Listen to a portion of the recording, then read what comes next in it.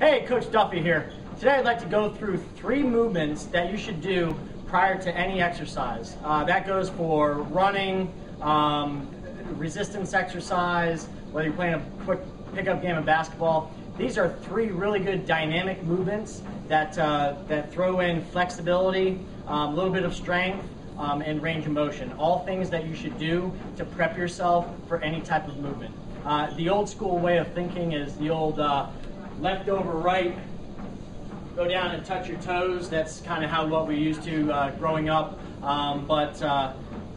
Thinking back, going back and just thinking about movement and the way that you're trying to prepare yourself for what you're about to do. You're in movement when you're playing sport or when you're doing exercise or doing any of that. So you want to actually go through a physical range of motion and exertion to stretch the muscles, get the internal temperature warmed up, and just really prepare your body for what it's about to do. The 3 movements that I'm going to go through, first one I like to call an inchworm. I'm going to throw a push-up into the mix as well with that. The next one's going to be a figure 4 and then with a superstar and kind of a combination movement. And you'll see these as I go. They're my own little words that I come up with to remember them by.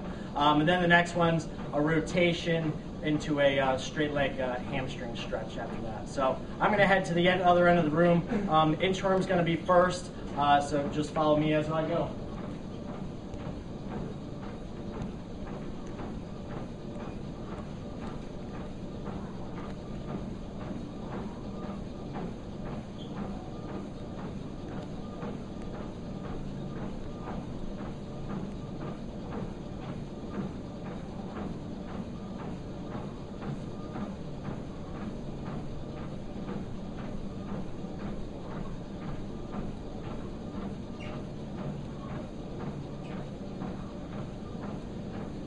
A couple of the most important things with that movement that you want to think about while you're doing it is really trying to keep the legs as straight as possible, just doing the movement with your ankles and your feet inching through. That way you're really getting a good stretch to the hamstrings.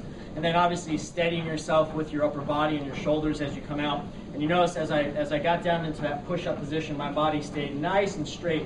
Even if you can't get all the way down to the ground, keep your body as straight as possible and just get down as far as you can as long as you can get back up. This next one's a figure 4 into a superstar stretch.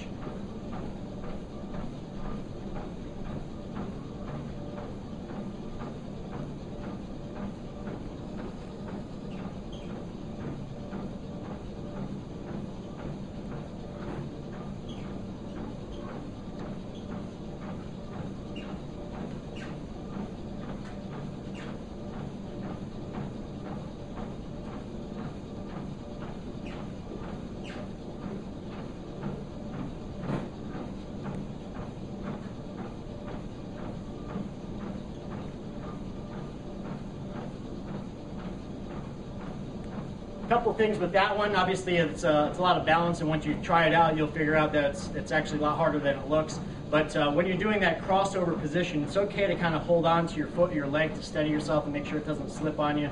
And then taking that same leg, stretching it out. It's okay to rest that back knee on the ground when you do the superstar stretch.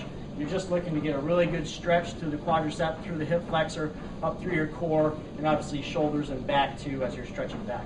This last one, it's going to be a rotation kind of with a lunging movement, rotation, and then another good stretch for the hamstrings. Check it out.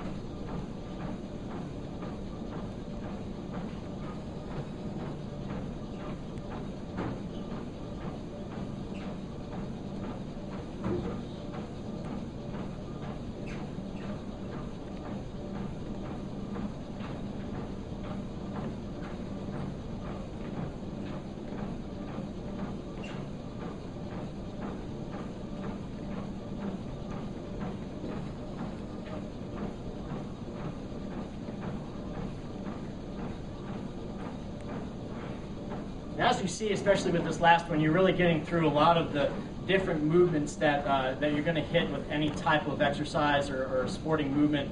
Rotations and going from the down and coming up, doing some sort of pressing or something in locomotion or change of levels and all these type of things that we kind of take for granted until you hit the field or you hit the gym, and then all of a sudden it's too late and boom, there goes a hamstring.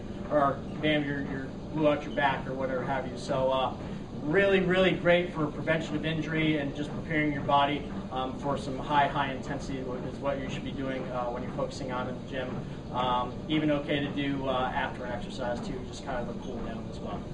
Thanks.